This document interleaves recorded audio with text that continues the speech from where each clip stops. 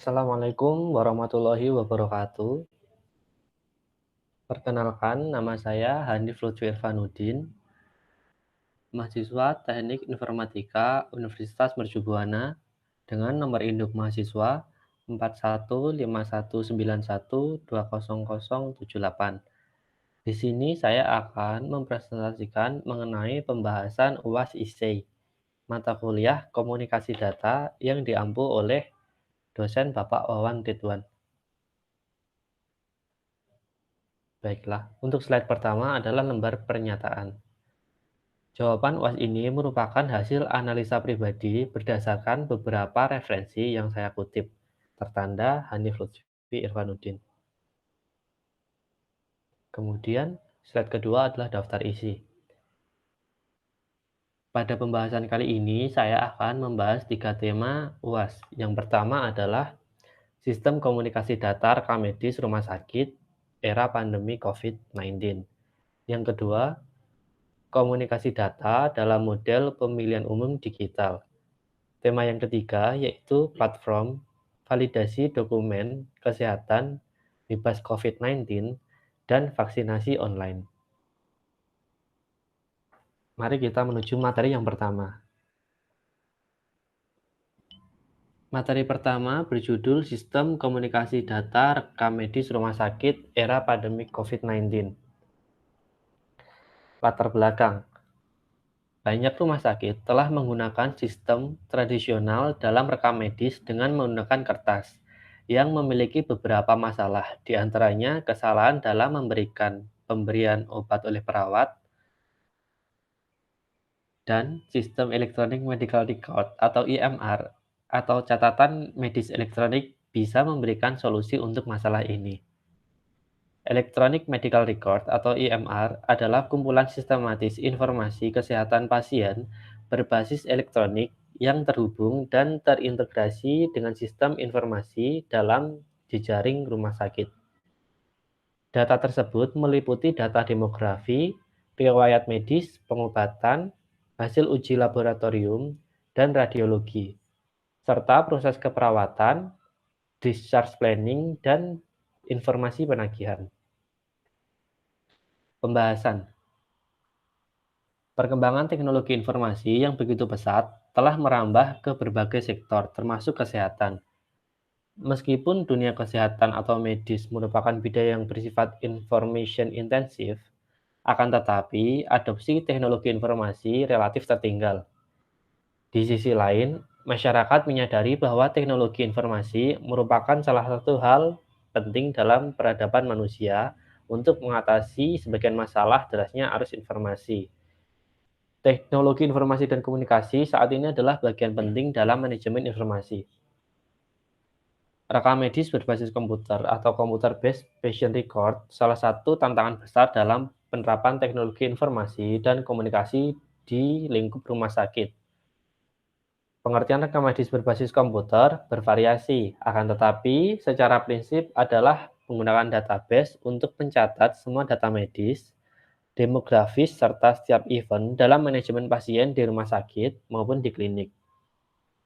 Rekam medis berbasis komputer akan menghimpun berbagai data klinis pasien, baik yang berasal dari hasil pemeriksaan perawat, dokter, dan tenaga kesehatan lain, termasuk digitalisasi dari alat diagnosis, seperti EKG, radiologi, dan lain-lain, serta konversi hasil pemeriksaan laboratorium. Kemudian manfaat EMR atau Electronic Medical Record. Manfaat dari rekam medik elektronik atau digital yaitu pertama, kemudahan penelusuran dan pengiriman informasi. Yang kedua, bisa dikaitkan dengan informasi lain yang berasal dari luar rekam medik. Selanjutnya, yang ketiga, penyimpanan lebih ringkas. Yang keempat, data dapat ditampilkan dengan cepat sesuai kebutuhan. Yang kelima, abstraksi serta pelaporan lebih mudah bahkan otomatis. Yang keenam, kualitas data dan standar dapat dikendalikan. Yang ketujuh, dapat diintegrasikan dengan perangkat lunak pendukung keputusan. Rekam medik elektronik tidaklah sempurna. Juga terdapat hambatan dalam proses penggunaannya, yaitu pertama, kepercayaan terhadap komputer, seperti keterandalan, privasi, serta keamanan. Yang kedua, pemanfaatan untuk keperluan klinik sehari-hari perlu waktu untuk menganalisa. Yang ketiga, teknofobia, yaitu sikap negatif atau gagap teknologi terhadap komputer di tempat kerja. Kemudian, skema solusi. Tema yang saya ambil adalah komunikasi data. Komunikasi data adalah bentuk komunikasi yang secara khusus berkaitan dengan transmisi atau pemindahan data antara komputer-komputer, komputer dengan piranti-piranti yang lain dalam bentuk data digital yang dikirimkan melalui media komunikasi data. Solusi yang saya berikan adalah pengintegrasian antara Electronic Medical Record atau EMR pihak rumah sakit dengan Kartu Indonesia Sehat dari pemerintah. Kartu Indonesia Sehat berfungsi sebagai kartu jaminan kesehatan yang dapat digunakan untuk mendapatkan layanan kesehatan gratis di fasilitas kesehatan tingkat pertama dan tingkat lanjutan, sesuai dengan kondisi penyakit yang diderita penerima KIS. Integrasi EMR dengan KIS dapat mempermudah pengecekan riwayat kesehatan pasien karena seringkali riwayat pasien tidak terekam dengan jelas. Dikarenakan setiap rumah sakit mempunyai rekam medis sendiri yang belum saling terintegrasi secara nasional. Melalui integrasi data secara nasional, maka pasien dapat dengan mudah ditelusuri riwayat kesehatannya oleh pihak rumah sakit, tidak terbatas pada waktu, jarak, dan wilayah. Arsitektur yang ditampilkan di layar adalah merupakan arsitektur integrasi antara server EMR rumah sakit dengan server JKN yang terhubung melalui internet. Berikut adalah referensi untuk topik pertama yang telah saya utarakan. Lanjut ke topik kedua, yaitu komunikasi data dalam model pemilihan umum digital. Dalam setiap tahapan pemilihan umum, baik untuk pemilihan anggota legislatif hingga pemilihan presiden, berbagai proses harus ditempuh. Dimulai dari pendaftaran pemilih, pencalonan partai politik, pencalonan anggota DPR atau DPRD, pencalonan DPD, kampanye, pemungutan suara, perhitungan suara, hingga penetapan hasil pemilu. Tentu saja, yang sangat dinantikan adalah proses penghitungan suara. Tahapan ini menjadi tahapan yang menegangkan bagi setiap konsisten yang ikut berlaga di pemilihan umum. Sebagai suatu proses yang menegangkan dan dinantikan banyak pihak, diperlukan keakuratan dan kecepatan dalam proses penghitungan tersebut. Dan tidak kalah pentingnya adalah hasil perhitungan suara dapat disampaikan ataupun dikirimkan dari masing-masing daerah ke pusat dengan aman, fleksibel, dan mudah dipantau dari segi komunikasi datanya. Teknologi virtual private network yaitu jaringan pribadi yang tidak bisa diakses oleh jaringan non-pribadi, namun menggunakan medium non-pribadi, semisal internet, untuk menghubungkan antar masing-masing titik atau remote site secara aman. Dalam penggunaan teknologi virtual private network, perlu penerapan teknologi tertentu, sehingga meskipun menggunakan medium yang umum, tetapi traffic atau lalu lintas antar remote site tidak dapat disadap dengan mudah. Juga tidak memungkinkan pihak lain untuk menyusupkan traffic yang tidak semestinya ke dalam remote site. IP/MPLS atau Internet Protocol Multi Protocol Label Switching merupakan layanan komunikasi data dalam bentuk dedicated list channel berbasis IP dengan keunggulan utama any-to-any connection yang dapat disesuaikan dengan jenis traffic yang dilewatkan. Dalam implementasinya, VPN IP MPLS dapat dikembangkan menjadi berbagai fitur, antara lain intranet, extranet, serta remote dial. Teknologi ini memiliki beberapa keuntungan seperti multi-service platform, scalability, manageability, serta cost-saving opportunity. Skema solusi mengenai arsitektur pemilihan umum yang aman. Di layar merupakan alur pemilihan umum setelah menggunakan proses e-voting. Sedangkan yang berwarna merah merupakan metode konvensional sebelum menerapkan e-voting. Di situ dapat kita lihat bahwa yang pertama, sebelum menggunakan sistem, pemilih diberikan password oleh petugas KPPS yang digunakan untuk masuk ke dalam sistem. Yang kedua, autentikasi pemilih dengan menunjukkan scan sidik jari. Menggunakan modul Near Field Communication atau NFC dalam kartu identitas, bisa jadi KTP. Kemudian petugas memberikan akses token untuk login. Yang ketiga, jika pemilih telah berhasil melakukan login, pemilih kemudian memilih calon kepala daerah sesuai dengan pilihannya. Setelah melakukan pemilihan, pemilih harus cetak QR Code terlebih dahulu sebelum keluar dari sistem atau sebelum logout. QR Code tersebut berisi tulisan teks nama calon kepala daerah yang dipilih yang telah diinskripsi berupa QR Code sebagai bukti pengganti surat suara yang sah. Kemudian, pemilih mengambil kertas audit QR Code kemudian memasukkan ke dalam kotak suara. Pemilih yang telah selesai melakukan proses pemungutan suara dipersilakan untuk meninggalkan area TPS melalui pintu keluar tanpa mencelupkan jari sebagai bukti telah melaksanakan pemungutan suara. Sebab pemilih yang hadir dan memilih telah dicatat oleh sistem dan tidak akan dapat memilih untuk kedua kalinya.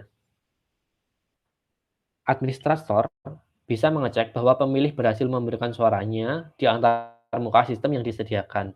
Antarmuka yang disediakan bisa berupa halaman web ataupun bisa pula berupa program yang sudah dibuat sebelumnya dan memanfaatkan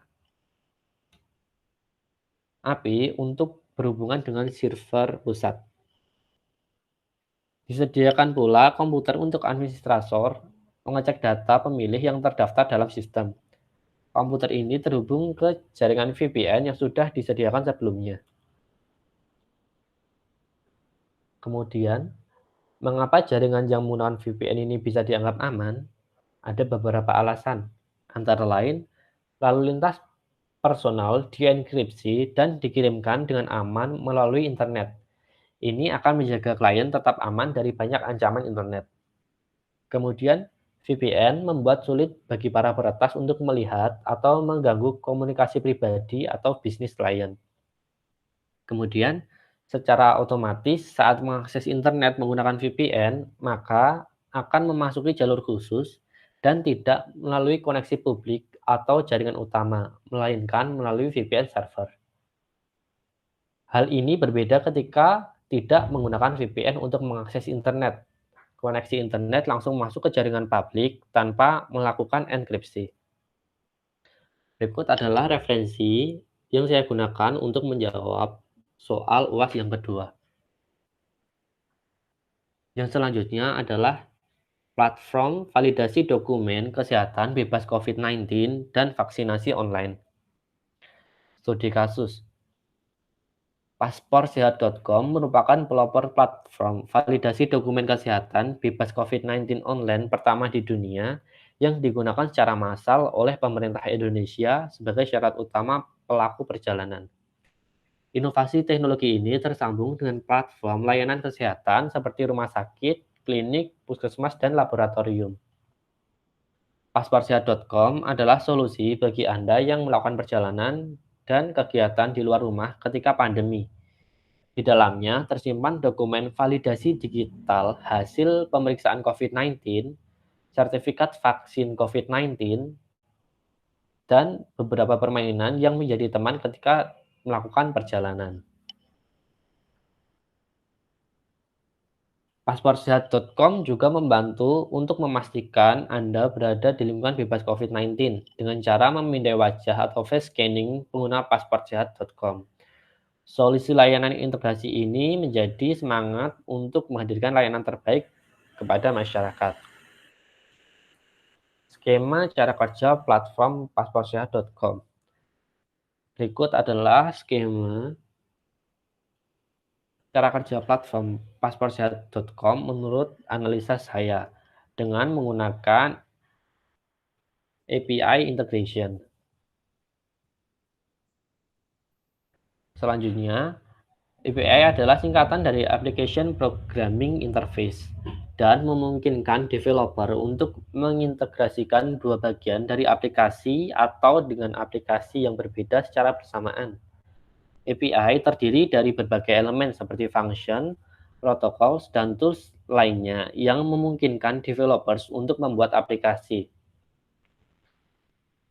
Perbedaan web API dan web service. Yang pertama, semua web service menggunakan API, tapi tidak semua API digunakan sebagai web service.